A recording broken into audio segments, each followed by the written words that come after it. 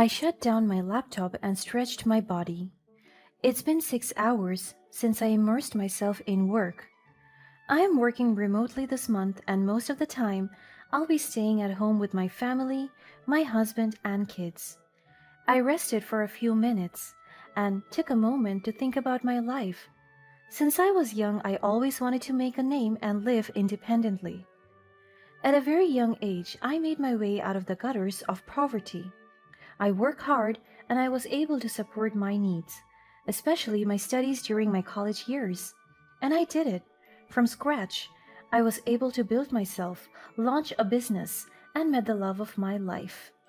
I am beyond grateful to meet my husband, as he gave me meaning to my life by loving me unconditionally and giving me 3 kids that are beyond beautiful. Everything in my life and career was in place. I have a supportive family and a booming business. However, I never imagined that my life would become a battleground where tradition clashed with independence since I married my husband. Don't get me wrong, this miserable notion is not because of my husband Leo, but his mother, my mother in law Greta. My name is Nicole, and I refuse to conform to the role of a subservient daughter in law. And I never knew that being independent would affect me so much. My mental health, and even upholding my right and performing my responsibilities to my own family. The day that my husband and I wed, I was surprised when he told me that his mother will be living with us. I knew that he had the personality of a mama's boy, but not to the point that his mother will be with us, overseeing his moves all the time. I could remember during our reception when my husband told me about it. My love, I have something to tell you, and I guess you will like it. He smiled at me, and my heart skipped a beat. I was anticipating what he was going to reveal to me. What is it, my love? My voice is full of excitement. My mother is going to live with us. My smile dropped as soon as I heard it. I mean, I appreciate his mother, but to live with us? That is just crossing the boundary. What do you mean? I asked him. My voice was full of confusion. Mother will be living with us for good. Isn't that great? She will be able to help us in running things around the house, especially when we work. With my mother around, household chores will be easier, and she can help us with decision making. You know that my mommy knows best, right? I heaved a sigh. This cannot be it. We won't have our autonomy inside the house. I know how controlling Leo's mother can be, and I could tell that she's quite infamous for it.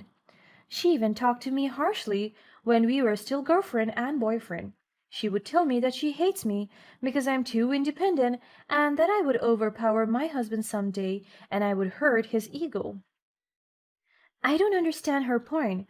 Wouldn't she be happy that I will be helping her son with financial matters someday? So during that moment, I was so confused about having her with us inside the house. I'm sorry, my love, I don't get it. What context you didn't get, Nicole? My eyes widened as I saw my mother in law standing beside my husband. She held her son's arms and caressed them. She also whispered to him. My brows frowned at what they were talking about. This is my wedding day and it is supposed to be happy and special, but my mother in law is ruining it. I saw Leo nodding at her with panic in his eyes, and he looked at me again.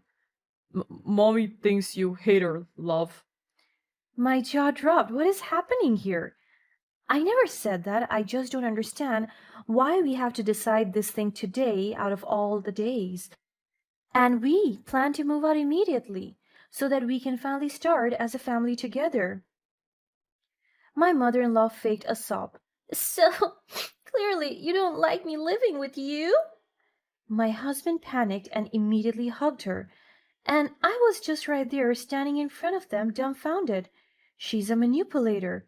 So I heaved a sigh and just nodded. All right, I'm fine with it. I'm sorry. I leave them there. I feel so upset and down during my wedding day and even during our honeymoon at a 5-star hotel. She insisted on booking a room next to ours. This is completely fucking insane. And 5 years later, I am still stuck with her.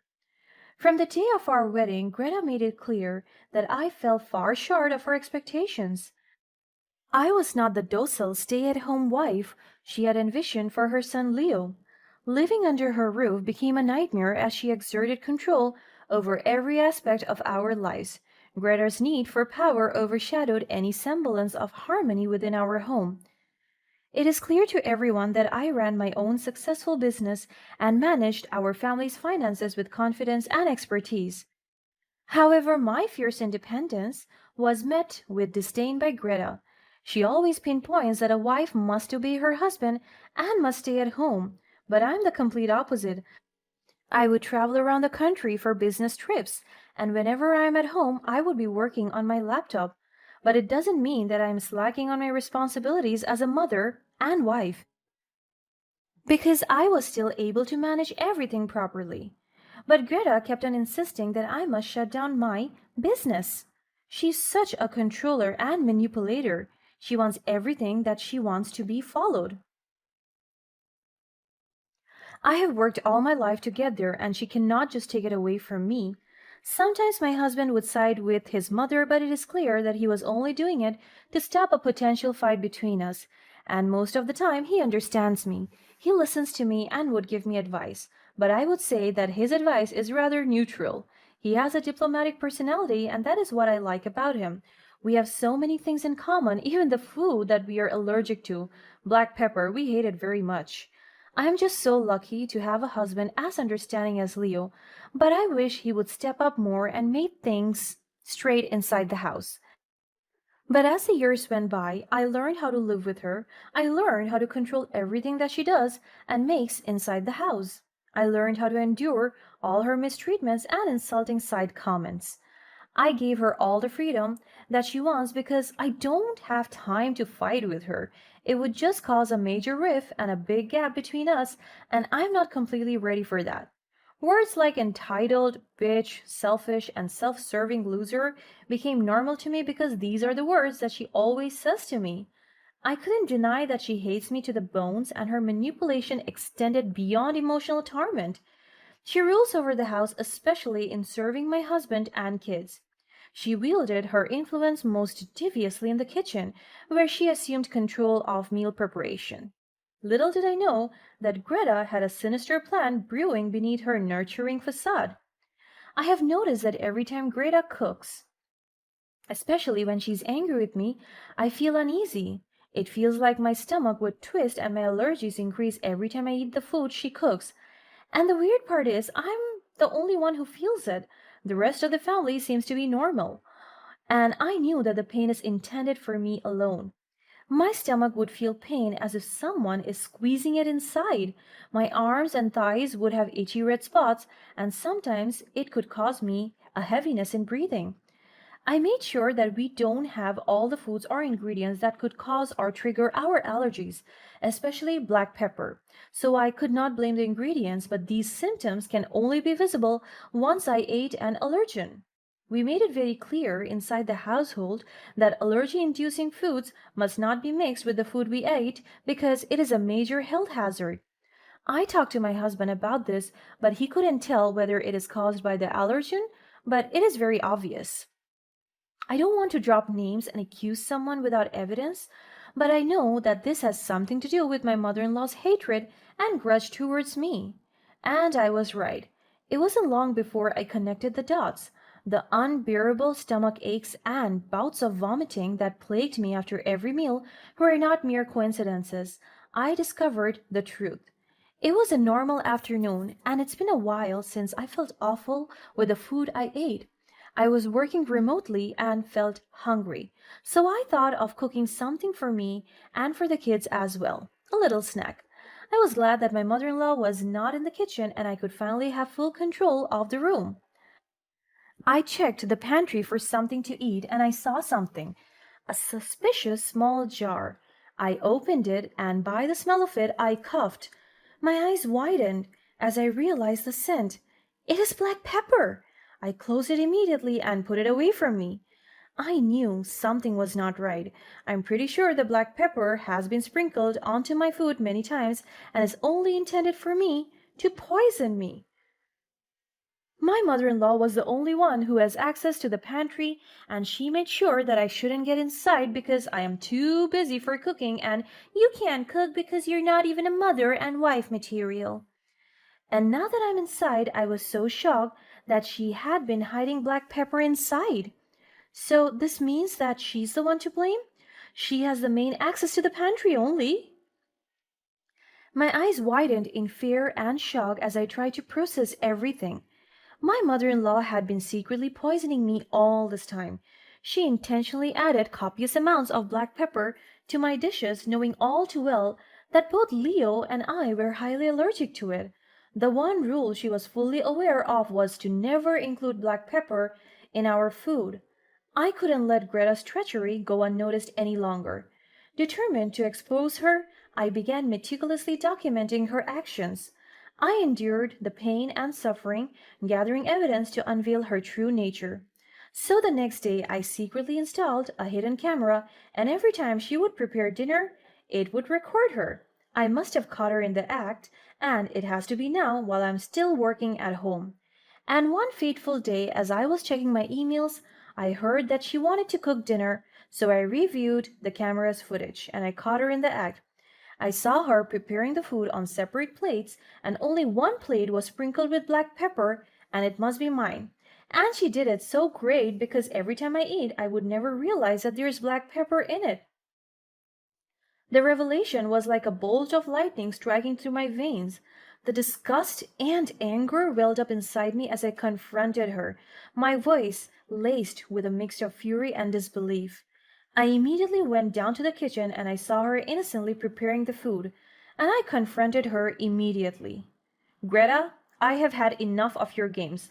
What did you just put on my plate? I talked to her in a tone that she never heard before, and she was shocked that I was too bold. She turns towards me, feigning innocence, and her face is full of false concern. What are you talking about, dear? I didn't put anything on your plate.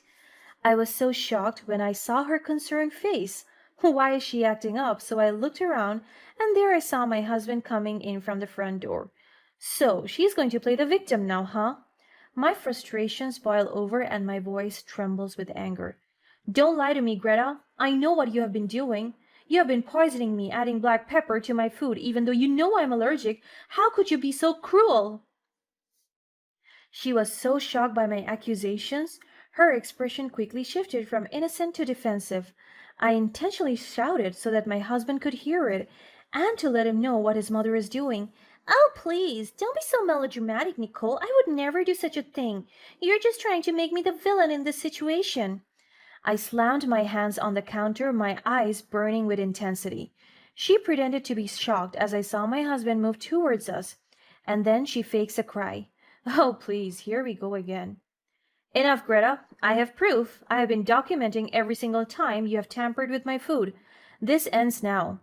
My husband stood beside me, completely confused. What is going on here? Your mother is trying to. Nothing, son. Are you tired? You can rest upstairs. I'll call you when the food is ready. Greta tried to divert my husband's attention to her and instructed him to take a rest. So, as a mama's boy, my husband followed her orders. That was my chance to expose the truth. As soon as my husband was out of the picture, my mother-in-law's attempt at playing the victim infuriates me even more. So I walked in front of her, but not a single hint of guilt was found on her face. She even smirked at me. I trusted you, Greta. I thought you were family, but you have been intentionally harming me, trying to break me down. Well, I won't let you win. I won't let you twisted games destroy me. I have evidence. Greta tries to maintain her composure, but it starts to crack when I point to the hidden camera, which is not completely hidden from her anymore. The panic in her eyes started to grow. You're being ridiculous, Nicole. I would never hurt my own son's wife. We're a family. You're just making up stories to drive a wedge between us. My eyes blazed with a mixture of anger and sadness. Look at that, Greta. I've recorded everything. It's all right there.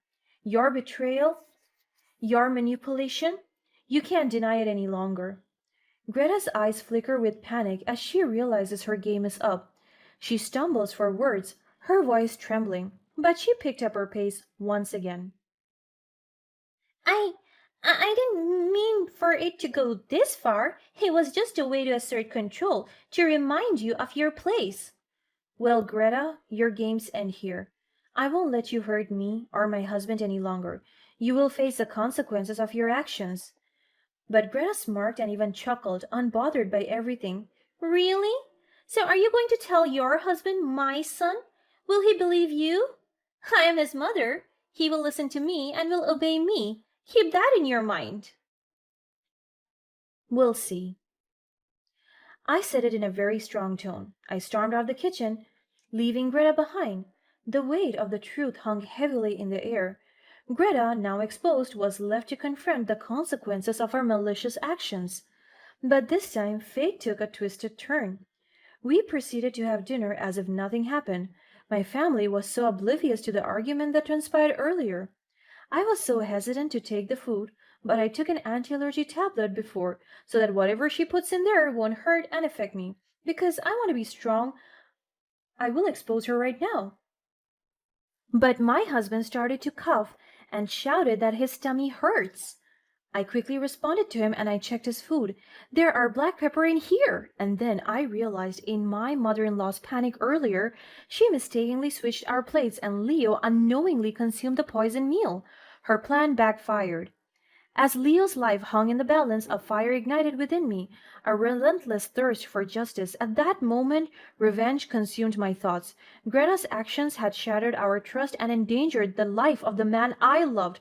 She would pay for her betrayal. I called an ambulance immediately, and Greta was so shocked that she even cried, realizing her fault. The medical team rescued him immediately and took Leo straight to the hospital's emergency room. While Leo was fighting for his life in the hospital, I unveiled the evidence I had gathered to him and the medical staff. The shock in their eyes mirrored my own as the truth spilled forth. Greta's mask slipped, revealing her true nature to the world. The doctors explained the consequences and the issues it would cause to our health, and it turns out that my mother-in-law doesn't only put pepper in his food, but also poison that was meant for me. All this time she was planning to poison me, and the day that she orchestrated it, it backfired on her, and my husband was the one who got caught on the bait she severely planned. So the authorities got her. Greta's arrest marked the beginning of her downfall, but it wasn't enough to quench the thirst for vengeance burning within me. I knew that to truly break her, I had to dismantle the empire she had built. With Leo's unwavering support and my newfound strength, I meticulously unraveled Greta's web of deceit. The wounds from Greta's betrayal ran deep, but they fueled our determination to rebuild our lives. My own family, I never got the chance to decide for them and live with them. Together we forged a path based on trust, respect, and resilience. We surrounded ourselves with a supportive network of people who uplifted us and helped us heal from the scars of the past. As we emerged from the darkness, I couldn't help but reflect on the power of resilience and the strength that lies within us all. Greta's actions had threatened to break us, but instead, they ignited a fire within our soul, a fire that propelled us forward, stronger than ever before. Our journey wasn't just about seeking revenge, it was about reclaiming our identities, reclaiming our voices. We refused to be defined by the pain inflicted upon us. Instead, we embraced our newfound freedom, embracing the opportunity to live life on our terms. In the wake of Greta's downfall, I realized that true victory was not in seeking revenge, but in finding inner peace and forgiveness. The weight of carrying hatred and bitterness only holds us back, so I made a conscious choice to let go, to release the shackles of anger that bound me. As time went on, we found happiness and fulfillment in the simplest of moments. Our love grew deeper, our bond unbreakable. We built a life filled with laughter, joy, and a renewed sense of purpose. We became a beacon of hope, proof that love and resilience can triumph over even the darkest of betrayals. And so, our story stands as a testament to the power of the human spirit, a reminder that in the face of adversity, we can rise above, transform pain into strength, and find redemption in the most unexpected of places. Though scarred, we emerge from the shadows as victors, forever resilient and forever free.